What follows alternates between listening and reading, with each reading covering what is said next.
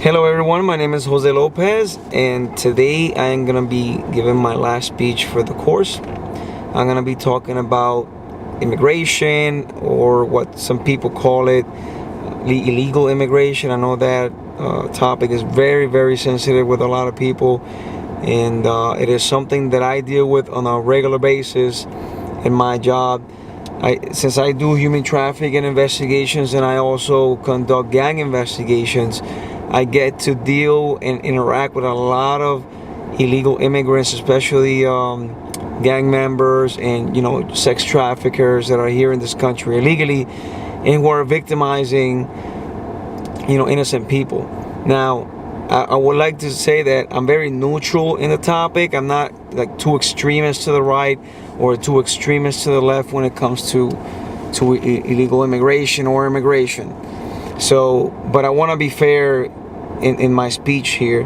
But I am going to speak based on facts. I am going to speak based on my experiences that I've lived in my job. I'm going to use my notes here that I've prepared, to, of course, go over the topics. And I hope I keep this speech, fair and balanced for everybody to see. So, a little bit of a story here. When I first became a police officer, I'm from Puerto Rico. So I was born in Puerto Rico, and in all honesty, the only illegal immigration that we kind of had was in the island of Puerto Rico, was Dominicans, going in boats or traveling in boats from Dominican Republic to Puerto Rico to find a better life. So that's the only illegal immigration that I've ever experienced. I did live in Boston when I was a child, for like 4 years, but I really didn't remember that much because then I moved back to Puerto Rico. Now, when I first became a police officer here in the state of Maryland, and I first came to the Washington D.C. area, it was a big culture shock for me. I was never used to seeing so many different diversity of people here, which I learned a lot about. 10 years later, I know a lot about, Central Americans, South Americans, people from Europe, Africans, from South Africa. Wow, I've met so many people, such great people from different countries, and I'm blessed to be, working in a county that's very diverse, which is great. You get to learn a lot. But with that, again, there's some pros and some cons about that immigration. So that is exactly what I'm gonna talk about. So, first I'm gonna talk about the pros of illegal immigration, and I'm gonna be very specific: illegal immigration, not so much immigration. So, when it comes to the economy, a lot of the illegal immigrants, they do provide, and they do provide, a lot of income into the government. Now, most of them, they work in these jobs that nobody wants to work, and that's a true fact, because a lot of people don't want to be under the sun all day, picking oranges or picking apples. And that is something like, for example, I'm not going to be a hypocrite. That's something that I'm not going to do. Why? Because I have the opportunity of studying, of having a better job, trying to work, harder for my family. Not that these people are not doing it. It's just that, unfortunately, because of their immigration status, they can't do it. But these are the people that are doing the construction work. These are the people that are doing the apple picking. Nobody wants to do that job. So guess what? They're going to do it. And of course, at a cheaper, at a cheaper label. Now, some pay tax IDs. They did pay taxes. So what happens is they issue them a tax ID number. With that tax ID number, let's say an apartment complex can give them an apartment.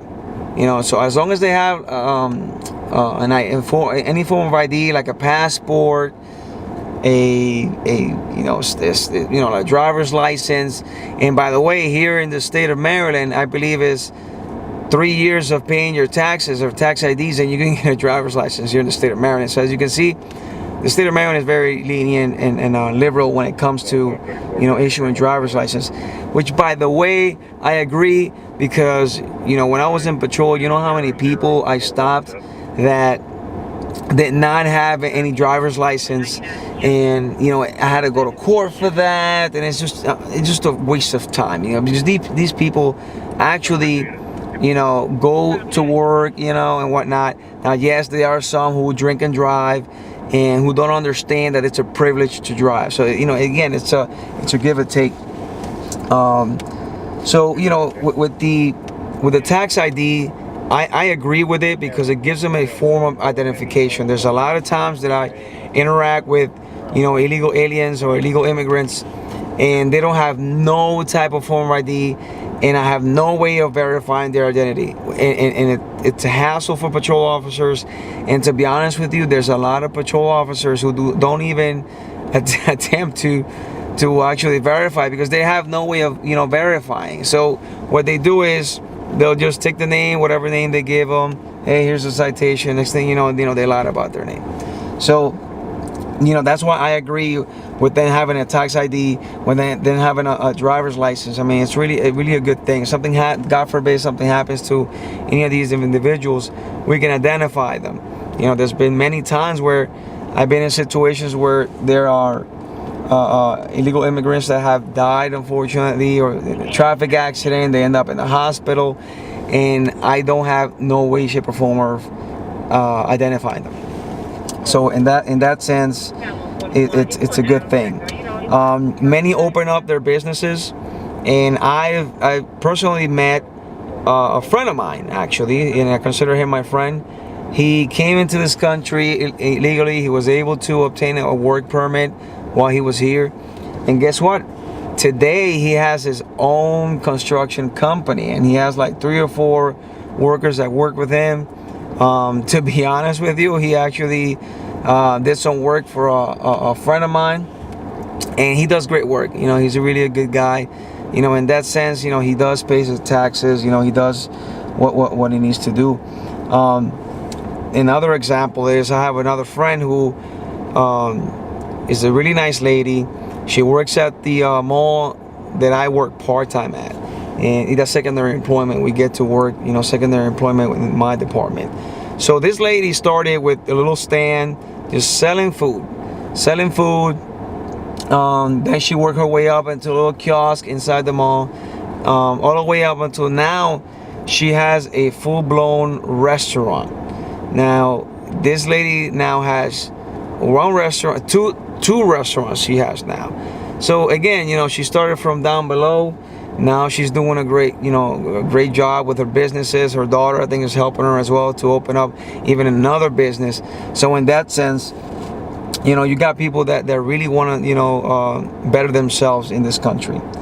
And of course, the local governments, they benefit from this. I mean, these people have to pay high taxes. I know that a lot of them have restaurants, a lot of them have businesses, and they do pay a lot of taxes to the government. So if there's like an Hispanic community and most of them have businesses, I mean, the local county governments benefit from all the permits and all the food and liquor and all these things that they need to pay for the county. So I mean, in that sense, the local governments can't complain with that. Again, there really are nice people out there. They're hardworking. They want the best for their kids, for their children. I know a lot of those individuals that are here, illegally, but you know what? They're such great people. So with that said, that's what I believe, with the pros of illegal immigration. Now, here we go on the other aspect. Now, I tend to be neutral, but I tend to lean more towards this side just a bit, and I'll tell you why, and I'll explain. Now, the cons of illegal immigration,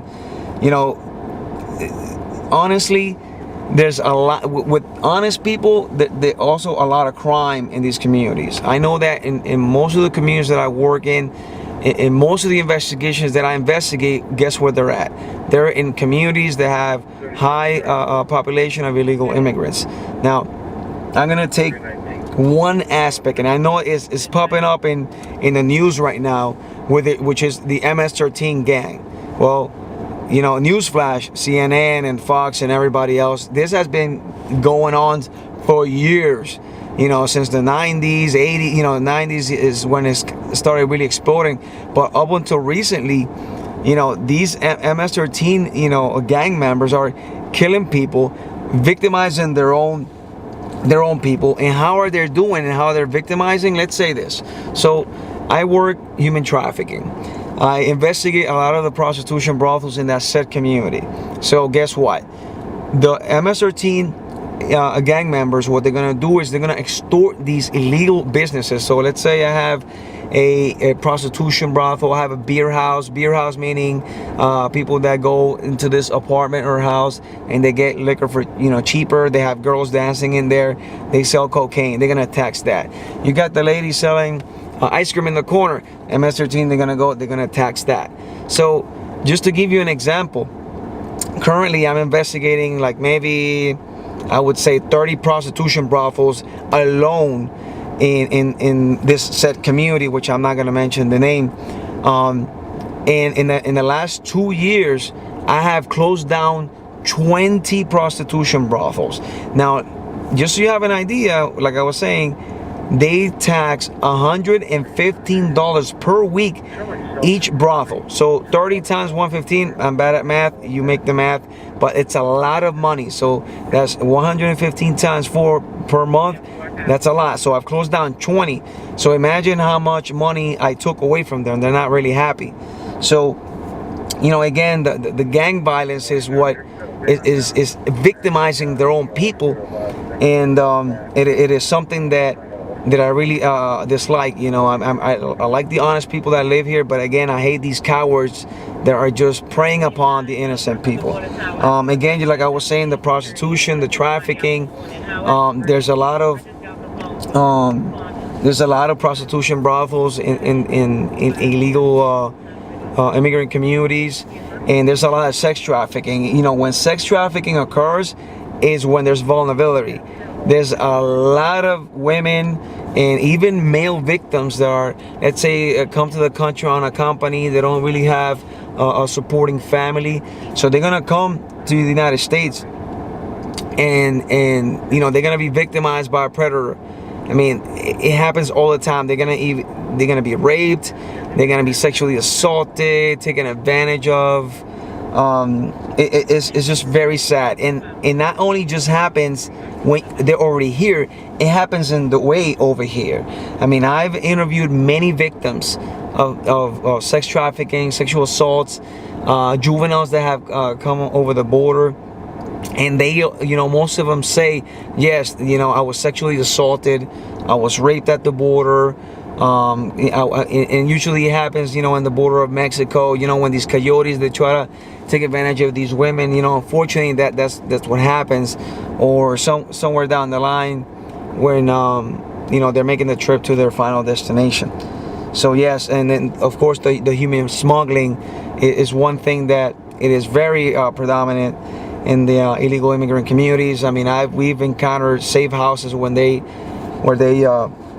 keep many people with very inhumane conditions, until they can make it to their final destination and make payment to the coyotes, because if you don't make that payment, you're not gonna go anywhere. So, and then the sexual assaults, this is really kills me. The child and vulnerable adult unit in our department, and the sexual assault unit with the Criminal Investigations Division, 75%, and I kid you not, 75% of cases related to sexual assaults regarding minors and other sexual assaults are from Central American illegal immigrants and from Mexico and Central American. It is sad to say it. It's a fact. I live it. I know it. And that's in the community. And that happens not only in my community, that I work with, it happens in other communities. So, and it's very frustrating. And it's very frustrating when to see a child being sexually abused by their father, by their stepfather, brother.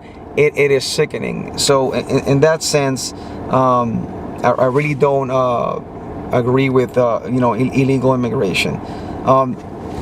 the other supporting point that I have for you guys is the fraud, the tax fraud and identity theft. Now, there's a lot of fake documents that are produced within illegal immigrant communities. I deal a lot with immigrants that, you know, reproduce them. They take other people's social security numbers or alien numbers, and they try to, you know, cheat the system. They try to get an apartment under somebody else's name, and, you know, recently we have done that. Tax fraud. I remember this lady when I was in patrol, and I saw her selling food out of her trunk. Now, have in mind that when she saw me, she got scared, closed the trunk. I asked her, hey, listen, what do you do? I'm selling food. I actually didn't do anything, you know, I didn't, you know, cite her or anything like that for illegal vending, but she told me that she was making $130,000 a year, and actually admitted to me that she only paid the minimum of taxes, and she would get money back. So that really just blew my mind. I'm like, oh my God, you're actually working, you're doing something. She was driving a Lexus. I don't even have a Lexus. So that's something that really you know, gets to me, and I know it affects our country. So, you know, again, I'm all about being neutral when it comes to this, but this is my final point here. I really don't care if, you know, they're here for the betterment of their family. I have supported families. I have supported children. I have certified children victims for U visas, for T visas, for trafficking victims. I've been there for these families. I've been there for these children. But what I don't get is that the government is supporting criminals. And to be honest with you, it could be a criminal that just assaulted or sexually assaulted someone, and, you know, after being convicted or after serving the prison sentence, they still let that person be here in this country, and they don't deport them, or they don't notify the federal authorities for the proper removal of that person. That person then gets out and then kills someone. I've seen it all the time, especially with the gang members, or sexually assaults someone, or drives drunk and you know, injures someone. It just happens all the time. So I do believe in immigration reform. I'm all about it, but as long as it's a neutral immigration reform that, you know, punishes the illegal immigrants that, you know, here committing crimes, you know, those are the people that I really would love for the government to emphasize on, and I know that they're emphasizing on it right now. Leave the honest people alone. They're working. You know, I believe they are you know, doing a great job for the economy of the United States. But the criminals, those are the ones that it really gets to me, that nothing's being done about it, and the mentality is too far left for me to understand. So again, I'm being neutral in this, and I hope that, you know, you all were able to understand my point. So with that, I will finalize my presentation. Good luck to everyone in the class. Wish you the best of luck, and hopefully I'll see you in a future class. I have one more. Thank you. So take care. Have a great night.